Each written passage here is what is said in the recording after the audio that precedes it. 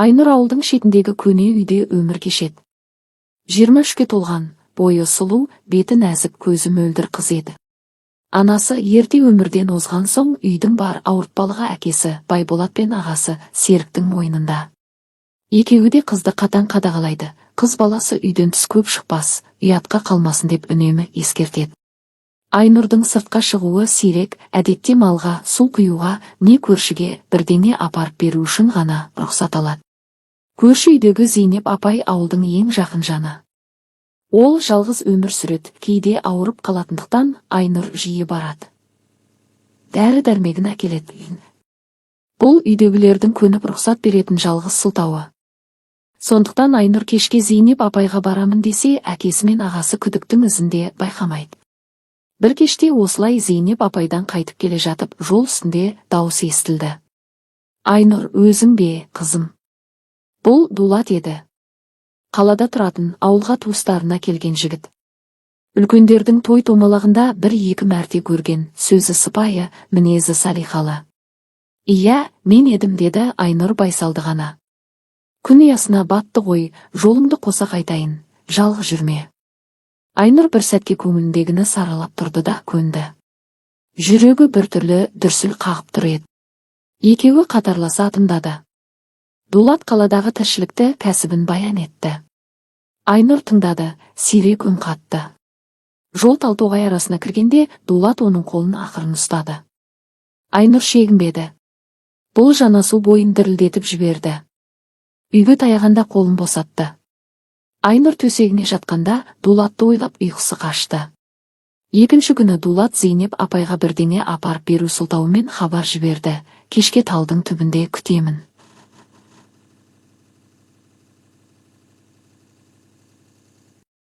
Айнұр қорықты, бірақ жүрегі тартып тұр еді. Кешке Зейнеп апайдың халі нашарлапты, барамын деп шықты. Талдың түбінде Дулат күтіп тұр еді.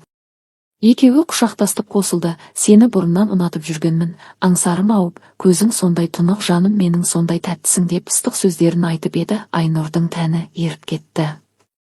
Үйдегілер саған қатаң қарай ма? Деді Дулат.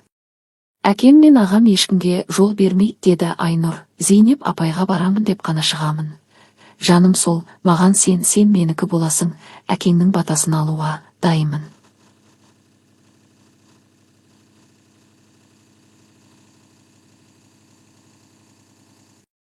Содан соң кездесулер осы сылтаумен жалғасты. Айнұр жиі Зейнеп апайға баратын болды. Әкесі Байболат бір күні: неғып күнде Зейнепке шабасыңда жөнелесің? Әлі тәуір болмады ма? Деді көңіліне күдік ұялап. Апай жалғыз ғой, обал, ешкімі жоқ, көмектесейін, деді Айнұр даусы қалтырап. Ағасы Серік те қосылды. Ендігәрі кешке қарай шықпа, қыз баласы кешке жалғыз жүрмесін. Айнұр үндемеді, бірақ ішінен көп ойланды. Бір түнде Айнұр терезеден секіріп шықты. Дулат оны ауыл сыртындағы ескі қораға барды. Қараңғыда екеуі анасынан жаңа туғандай болып жатты. Дулат Айнұрдың мойнынан, кеудесінен, белінен сүйді. Қолдары құпия жерлеріне жетті. Айнұр алғашқы рет өзін әйел сезініп, анасынан көрмеген мейірімді жігітінен алды. Екеуі тәндік бірігуге жетті. Айнұрдың көптен бері ауырып жүрген басы жазылып, терге малынды. Содан соң ұзақ құшақтасып, бір-бірінің жылуына бөленді. Кездесулер жиіледі. Айнұр әрқашан Зейнеп апайға дәрі апарамын, тамақ пісіріп беремін деп сылтау айтатын. Кейде Зейнеп апай шынымен ауырып қалатын, сондықтан сылтау шынайы болып көрінетін. Дулат пен Айнұр Талтоғайда, өзен жағасында, ескі қорада кездесті. Екеуі тәндерін толық зерттеді. Дулат Айнұрдың иісіне тоймай бақытты күндерді басынан кешіп жүрді. Екеуінің жақындығы ұзақ әрі тәтті болды. Бір түнде бірнеше мәрте қайталанды. Бір күн әкесі Байболат базардан қайтып келе жатып, Зейнеп апаймен кездесіп қалды. Апайдың беті жарқын, дені сау екенін көріп: Зейнеп, халің қалай? Соңғы күндері көрінбей кеттің ғой, деді әңгіме қызығы үшін. Зейнеп апай таң қалып: о, не дегенің? Мен бір аптадан бері тәуірмін ғой. Айнұр да соңғы күндері мүлде келген жоқ. Не болды екен деп ойлап едім, қолы тимей кеткен шығар, көп көмегі тиді, сендерге Алланың нұры жаусын деп батасын берді. Бұл сөз Байболаттың жүрегіне найзадай қадалды. Үйге келісімен Айнұрды шақырып алды. Қызым, шындықты айт. Зейнеп апай сау екен, сен неғып күнде апайға барамын деп шығып жүресің? Кіммен кездесесің? Айнұрдың беті сұп-суық болып тізесі қалтырады. Алдауға жол жоқ еді. Көз жасына ерік беріп бәрін ақтарды.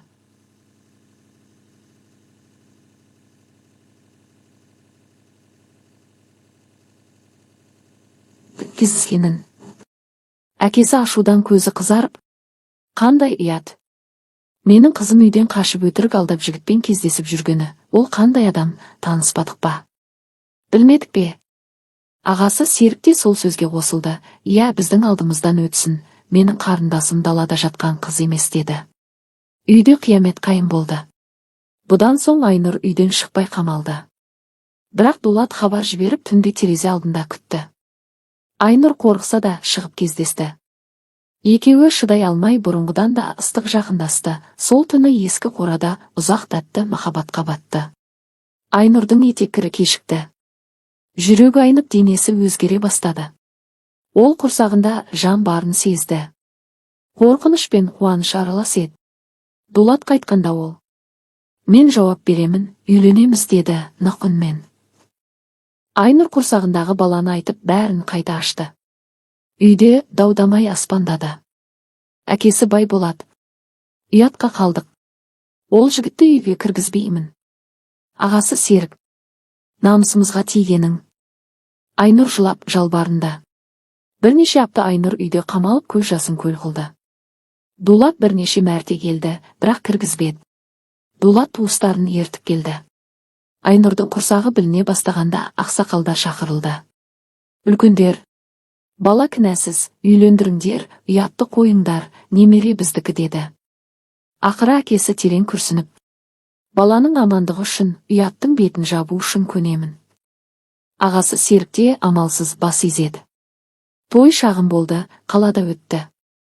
Дулат Айнұрды алып кетті. Ол бала туып, шаңырақ көтерді. Уақыт өте әкесі мен ағасы немересін көріп, жүректері жұмсарды. Айнұр мен Дулат бақытты ғұмыр кешті. Махаббаттары қатаң құрыптан құпия кездесуден, ауыр драмадан өтіп, шынайы отбасылық бақытқа ұласты.